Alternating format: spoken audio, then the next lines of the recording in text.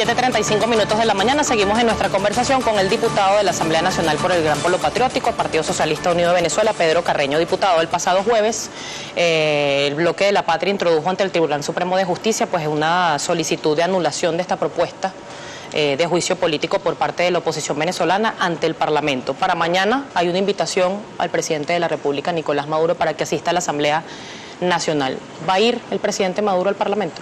La Asamblea Nacional no solo está en desacato, no solo quiso generar la sensación de que en Venezuela existía un escenario de conflictividad y conmoción para darle al Comando Sur la suerte de patente de corso para que invadieran a Venezuela, aprobó en la Asamblea Nacional, como el jefe del Comando Sur, el almirante Curtic, dijo que se requería que existiera una crisis humanitaria en salud, en medicamentos, en seguridad ciudadana, en alimentos, y se las mandaban al Comando Sur para que nos vengan a invadir.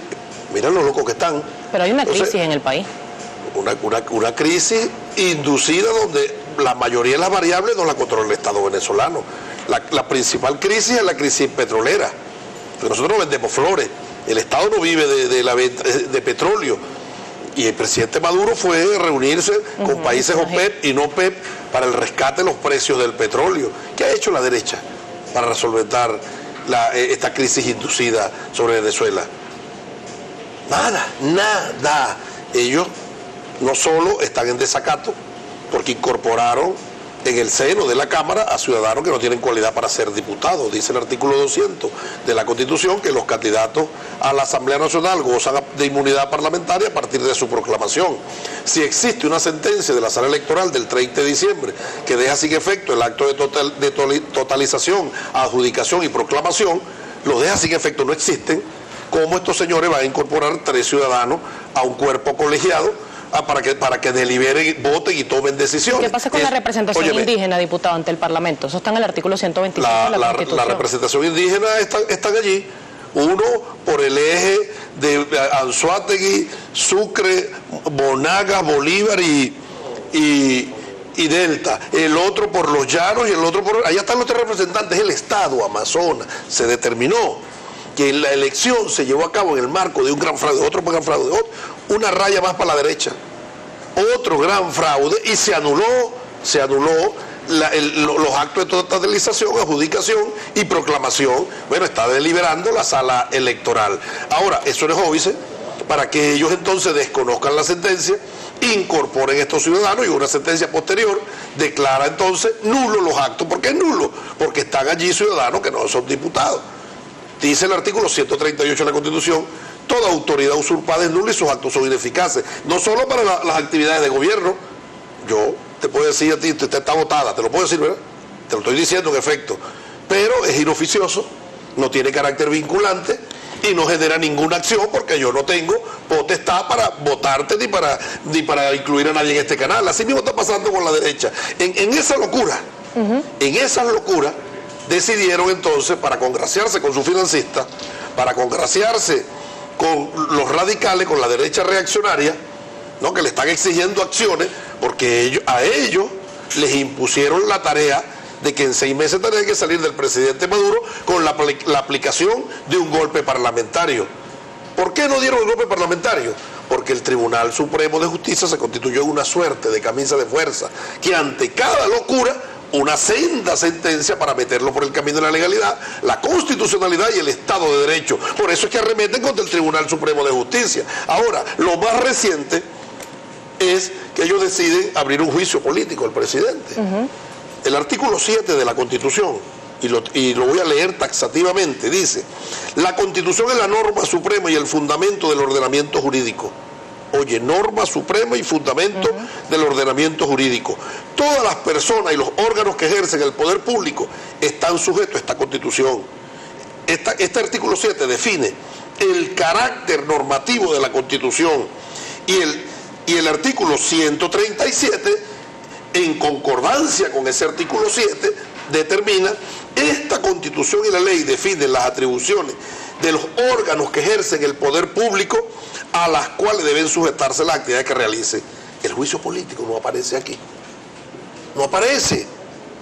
Ni en las competencias de control político que tiene el 187, ni en otras competencias que tenga el Parlamento. No aparece la figura. ¿Y la responsabilidad política sí aparece en la Constitución? La responsabilidad política es para los ciudadanos, hasta ministro. Óyeme, hasta ministro, el presidente no es sujeto ni objeto de responsabilidad política. Es más, para la destitución del vicepresidente, lo que establece la Constitución es el voto de censura, ni siquiera la responsabilidad política. Y ellos le quieren imponer una responsabilidad política al presidente que tampoco es sujeto de responsabilidad política. Diputado. Ahora, el que tenga alguna duda, si la responsabilidad política alcanza al presidente de la República, si el artículo 233, cuando establece las acepciones para la falta absoluta del presidente, y establece como falta absoluta el abandono del cargo declarado por la Asamblea Nacional, el que quiere el alcance del carácter normativo de este artículo y hasta dónde se puede aplicar, dice el título 8, que es la garantía de la Constitución, que en Venezuela, en nuestro país, el Tribunal Constitucional o la jurisdicción constitucional la ejerce la Sala Constitucional. Haga lo que hizo nuestra bancada. ¿Qué hizo nuestra bancada? Introdujo el pasado jueves un recurso de interpretación del 233 y el 222 para determinar el alcance de la responsabilidad política. Bien. Y del abandono del cargo. Pero ellos no reconocen al Poder Judicial, Diputado, no reconocen al Poder Electoral, no reconocen al Ejecutivo, no reconocen al ciudadano y hablan entonces que van a... ¿Y desde el gobierno se reconoce al Parlamento? Pero el Parlamento que se autorreconozca, porque a decir de un prohombre de la cuarta... Pero si están desacato porque ustedes siguen asistiendo a las sesiones. ¿Es una contradicción? ¿Cómo hace una contradicción? Que ustedes asistan, digo. Si se está declarando no, asamblea porque de desacato. Eso es un club de amigos y se ha constituido en un foro político donde se debaten temas de interés y nosotros vamos a dejar claro cuál es nuestra posición. Diputado, tengo que pasar a la participación de Twitter, que es bastante, y la tiene Gabriel López. Gabriel. Efectivamente, diputado Carreño, un gusto que esté con nosotros la mañana de hoy acá en Primera Página. Iniciamos el recorrido por los comentarios de la audiencia con @empemar. Le pregunta... ¿Cómo se llama? @empemar. Pero es que esos bueno, que no ponen el nombre son unos cobardes. Le leo el comentario. Preguntar lo que le da la gana, que pongan el rostro. Le leo el comentario, diputado. ¿Por qué cuando el referéndum revocatorio de Chávez las firmas fueron a nivel nacional y ahora es regional? ¿Cuál es la diferencia? No, la diferencia no es ninguna. La diferencia es que existe una resolución del 7 de septiembre del 2007 que establece el ámbito procedimental para el referéndum revocatorio y quien active el derecho debe conocer la norma y cumplir con el procedimiento. Aura 1968 le pregunta, diputado, siguen con el mismo tono y los dimes y diretes, así no se va a lograr nada, no resuelven nada, solo se acusan unos con otros. ¿Qué le responde?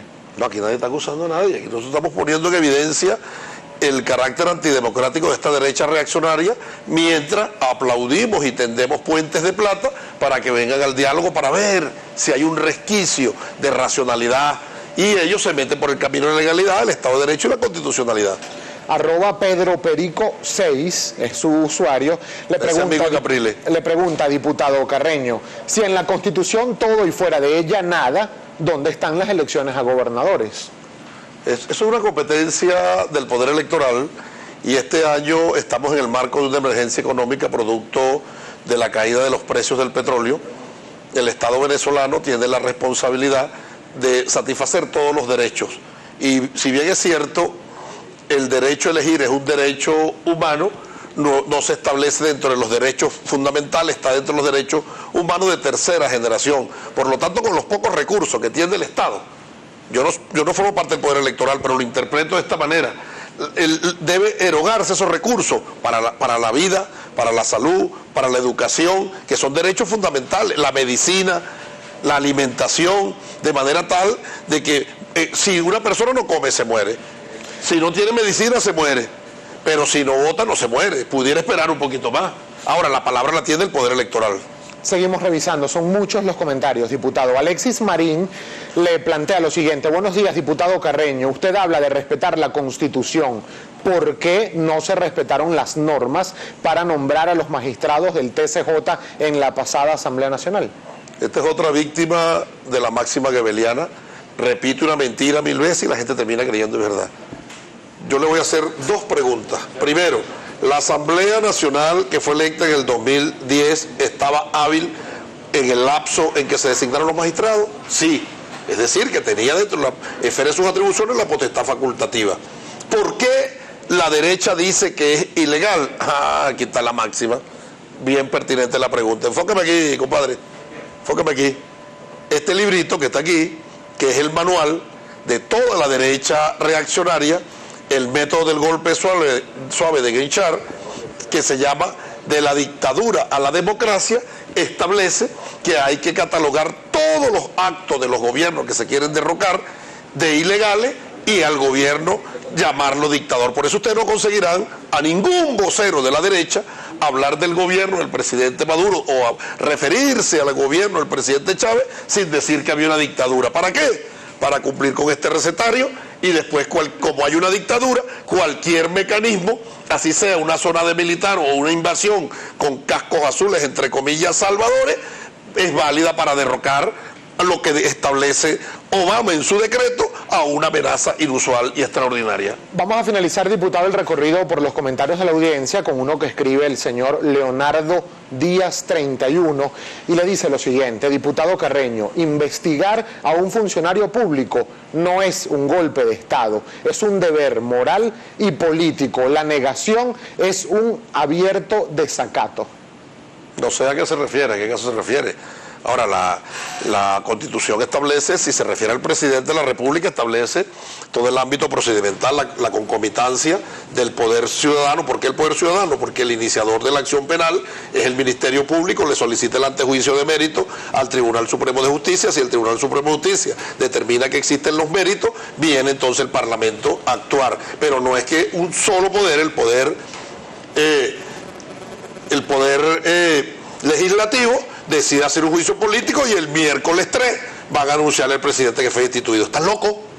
Está loco, créame que está muy loco. Diputado, y está muy peligroso. Me quedan segundos para despedir la entrevista. En los últimos días ha habido pronunciamientos autocríticos dentro de personas ligadas al proceso revolucionario. El diputado Eustoquio Contreras aseguraba que era inconveniente evitar el referéndum revocatorio, en este caso la consulta que está proponiendo la oposición. Lo mismo hizo la también líder del Partido Socialista Unido de Venezuela, exministra además, Maripili Hernández. Quiero compartir qué fue lo que dijo ayer en el programa de nuestro compañero Germán Ferrer.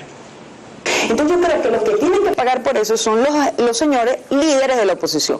Pero la gente que quiere ir a firmar debería tener el derecho de poderlo hacer, ¿entiendes? Independientemente de que yo no lo voy a hacer, yo no voy a firmar en contra de Nicolás. Pero el que quiere ir a firmar en contra de Nicolás, que vaya y lo haga. Y que el liderazgo opositor asuma su responsabilidad del fraude que cometieron. Es lo que yo creo que debería de pasar.